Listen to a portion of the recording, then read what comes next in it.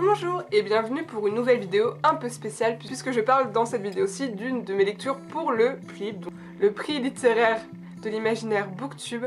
Donc comme je vous l'avais déjà présenté dans une précédente vidéo, je suis jurée pour ce prix littéraire et donc la phase finale est arrivée et on doit lire les 7 livres en lice pour pouvoir élire son préféré, son chouchou.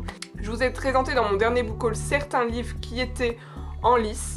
Je vais vous les présenter dans cette vidéo aussi. Cette vidéo aussi est vraiment centrée sur un des finalistes. Il s'agit des Seigneurs de Bohème, écrit par Estelle Faye et qui est publié chez Critique. Ce livre-ci faisait partie de ceux pour lesquels j'avais voté, donc je suis très contente. À l'époque où on devait voter pour, je l'avais déjà commencé, donc j'avais déjà un ressenti dessus, un ressenti positif, qui n'a fait que s'accentuer au fur et à mesure de ma lecture. Donc dans cette histoire-ci, on retrouve toute une galerie de personnages. On est dans de la fantasy pure, donc un monde différent, et ce monde-ci, c'est un empire qui est en train de s'effriter, et ce livre-ci nous raconte comment et par quel personnage il arrive à sa fin.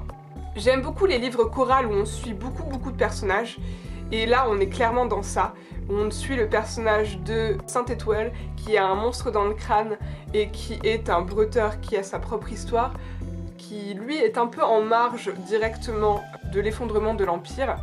On suit le personnage de Maëvé qui est une jeune sorcière qui va essayer de rallier la capitale de l'Empire pour demander à l'impératrice de sauver son petit bled des Havres près de la mer des Vaisseaux Noirs. On va suivre le personnage également de Wenceslas qui est un jeune clerc qui va se faire empoisonner injustement dans les mines de Catosser, et aussi d'autres personnages qui sont plus ou moins reliés à ces 3 principaux là.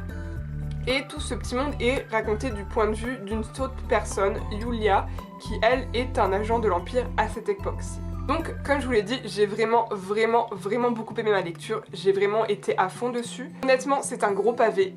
J'ai mis un petit peu de temps à le lire. Au début, comme à chaque fois que j'ai un roman de fantasy, il me faut un petit peu de temps pour entrer dans l'histoire, mais une fois qu'on est lancé, ça va vite quoi. J'ai bien aimé le découpage. On commence par un prologue écrit par Yulia à la première personne, et après on suit les différentes histoires et on a des interludes. Et ça j'aime bien parce qu'on a son point de vue de Yulia et ça me plaît vraiment. Ensuite on est clairement dans une ambiance un peu slave dans ce roman. Clairement, moi je vois Bohème, je pense à Bohème, donc qui est toute la partie est de l'Europe. Et clairement, les prénoms, les consonances, la façon dont sont appelées certaines légendes sont clairement slaves. Donc par exemple, on a les Roussalka qui sont leurs sirènes à eux. Et ça, j'ai vraiment beaucoup aimé parce que c'est une chose que je ne connais peu, la mythologie slave.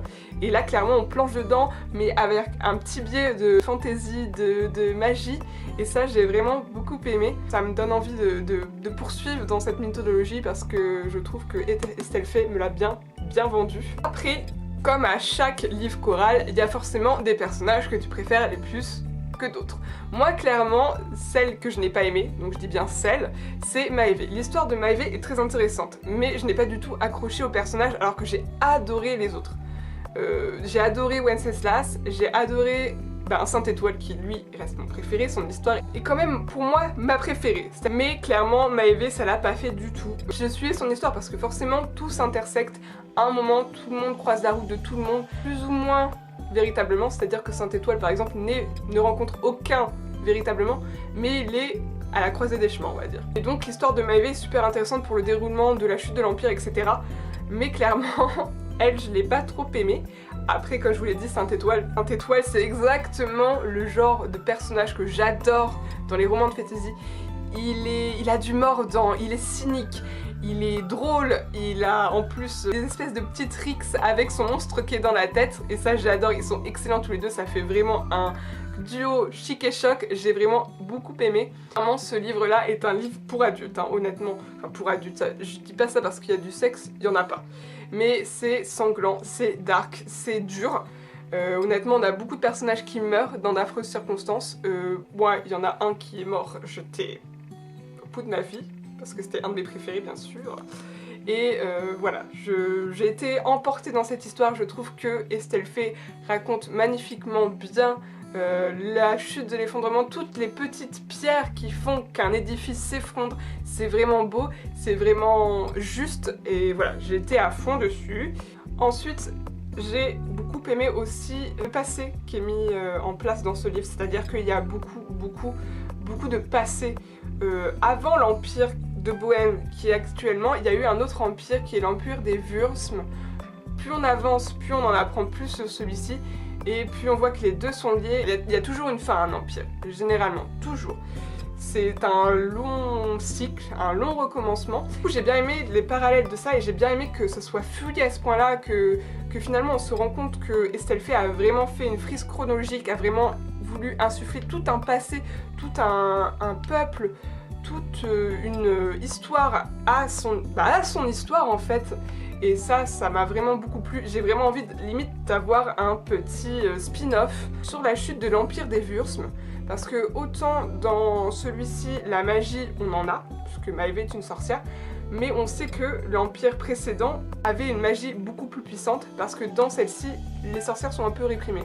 Alors que dans l'empire des Würsmes, ils étaient vraiment à leur apogée, il y avait des dragons et tout bazar. J'avoue que j'aurais bien aimé savoir comment la chute de l'empire des Würsmes s'est produit. On en a des petits indices via Ardan le Pieux, mais comme ça s'est produit des centaines d'années avant, bah finalement c'est devenu une mythologie en fait.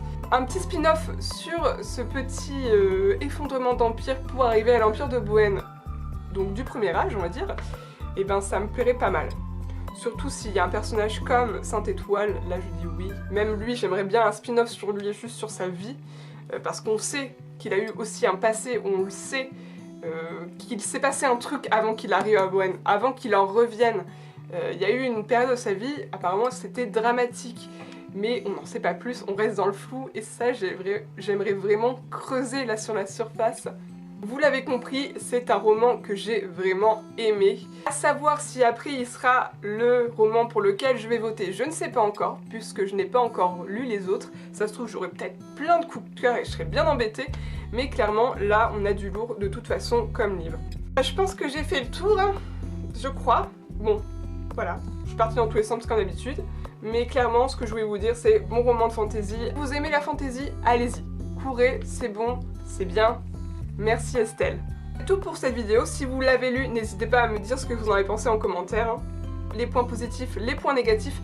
Clairement, moi à part Maëve, j'ai pas de points négatifs. Hein. Voilà, le rythme est là, l'histoire est là, mon engouement est là, donc voilà, j'ai pas trop de points négatifs. Si jamais vous avez des suggestions de lecture, n'hésitez pas également en commentaire. Et moi je vous dis à bientôt dans une prochaine vidéo et bisous bisous.